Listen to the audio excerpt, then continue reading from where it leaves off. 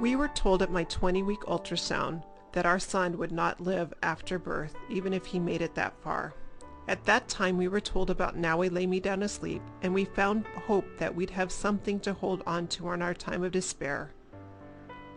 Our strong boy made it to 37 weeks and was born on May 17, 2007 at 2:28 p.m. He made it through 14 hours of labor. He opened his eyes. He gave us a few whimpers, telling us that he was all right, and we had 1 hour and 15 minutes of heaven on earth with our beautiful son before he took his journey with God.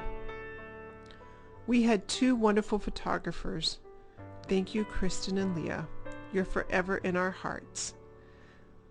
Because of them, we have beautiful photos that carry us through our hardest days. Thank you, Now I Lay Me Down to Sleep, for taking your own tragedy and giving back something wonderful to all of us.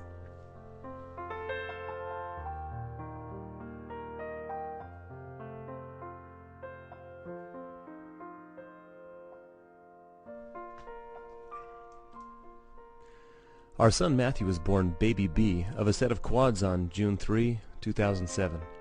Matthew's spirit was strong, but his body could only take so much. After overcoming many hurdles of being born 12 weeks early and being one of 4, Matthew got NEC at 5 weeks old. Matthew endured many surgeries and infections and complications from NEC. On December 4th, we were told Matthew was in end stages of liver failure.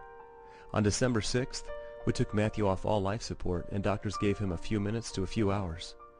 Much to our surprise, the next day we took him home on hospice care. Matthew held on to let us be his mommy and daddy for 8 blessed days. He passed on December 15th, 6 months and 12 days old. Our photographer, Chris Evans, came only 2 days before he died. Getting photos of all 4 of my babies together was a dream I never thought could come true, but it did. Chris did a great job of capturing our feelings and love for Matthew. Now, our other babies will see their angel brother looking beautiful and loved, thanks to Chris.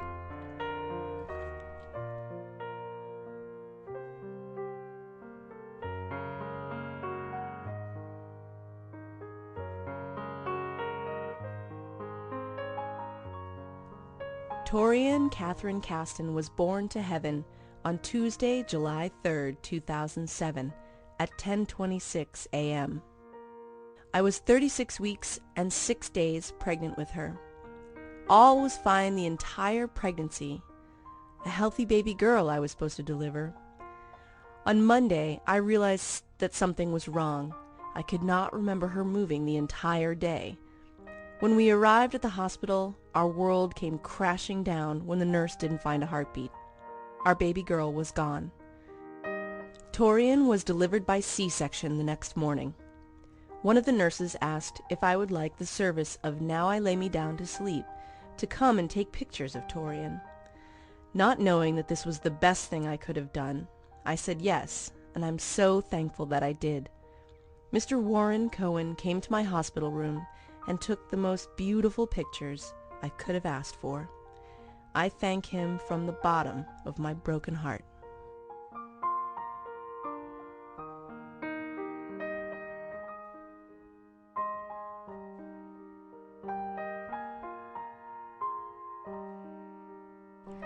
Our son Noah died on January 12, 2007. He was 7 months and 2 days old. We took Noah to Denver Children's Hospital on August 2, 2006 for an outpatient appointment, one that turned into a 5.5-month stay. During Noah's time in the hospital, I took literally thousands of pictures, but it was the day of January 12th, the day we gave Noah to God, that Audrey came from Now I Lay Me Down to Sleep to capture our last and most intimate moments as a family. We found out about your services from dear friends who had a daughter 5 days before Noah was born. She lived for 1 hour. At first I was not sure how I felt about the idea of photographing Noah after he had died, but the photographer made us feel very comfortable, and she knew what poses would truly capture our hearts and our love for our son. What you all do for families is one of the most profound gifts this side of heaven. Thank you now I lay me down to sleep, from the deepest and most intimate parts of our hearts.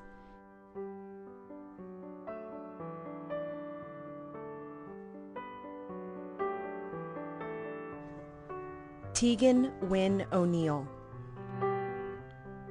I never thought that when I joined Now I Lay Me Down to Sleep as a photographer, my first session would be of my own daughter. Tegan passed away in her sleep on December 11th, 2006 at the age of 2. Unknown to us, she had RSV, with none of the classic symptoms and was not in the risk category. The time that our family spent with her during her final session gave us some much-needed alone time separate from a visitation. We cherished every beautiful bit of her angel body and are so thankful for every memory of her. My twins helped take some of the images, and we're thankful for the opportunity to hold and hug her once again. Their oldest brother had been killed in a car wreck shortly before Tegan's birth, and we unfortunately did not get to see him. I hope that with the strength I have learned from Tegan and Cheryl to bridge the gap between the families and artists who create beautiful images despite the pain, grief, and anguish, these images have the power to ease a bit of pain and allow a bit of peace.